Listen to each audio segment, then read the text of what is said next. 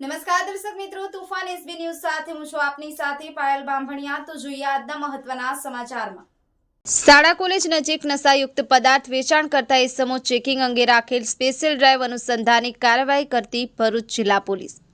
ભરૂચ જિલ્લા વિસ્તારમાં યુવાધન નશાના રવાડે ના ચડે તથા નશાયુક્ત પદાર્થનું વેચાણ અટકાવવા તથા આવી ગેરકાયદેસર પ્રવૃત્તિ વિરુદ્ધના કેસો શોધી કાઢી કાયદેસરની કાર્યવાહી કરવા પોલીસ મહાનિરીક્ષક શ્રી સંદીપસિંહ વડોદરા વિભાગ વડોદરા તથા પોલીસ અધિક્ષક શ્રી મયુર ચાવડા ભરૂચ નાઓની સૂચના અને માર્ગદર્શન આધારે પોલીસ ઇન્સ્પેક્ટર એસઓજી ભરૂચ દ્વારા 20/3/2025ના રોજ 9 થી 12 સુધીની ડ્રાઈવ ઝુંબેશ રાખવામાં આવેલ, જે ડ્રાઈવમાં એસઓજી ભરૂચ ટીમ તથા એલસીબી ટીમ તેમજ ભરૂચ જિલ્લાના અલગ અલગ પોલીસ સ્ટેશનના પોલીસ અધિકારી 29 તથા પોલીસ કર્મચારી 145 સાથે અલગ અલગ કુલ 29 ટીમો બનાવી ભરૂચ જિલ્લામાં નશાકારક દ્રવ્યોનું વેચાણવાળા વિસ્તારમાં આવેલ શાળા કોલેજો પર સતર્કતા રાખી અસરકારક કામગીરી કરવામાં આવી તેમજ કોલેજ હાઈસ્કૂલના મુખ્ય ગેટને અડચણરૂપ થાય તેવા લારી ગલ્લા દૂર કરવામાં આવેલ તેમજ શાળા કોલેજો નજીક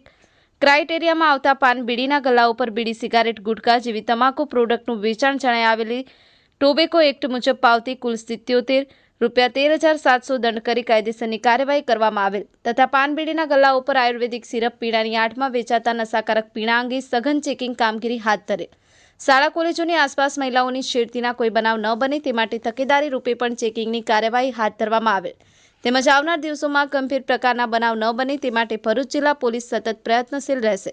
સફીક પટેલ, તુફાન એસબી ન્યૂઝ, ભરૂચ। જી, ભરૂચ જિલ્લાનું યુવાધન નશાના રવાડે ના ચડે તે હેતુસર ભરૂચ જિલ્લામાં જે કોઈ જગ્યાએ માદક દ્રવ્યોનું વેચાણ થતું હોય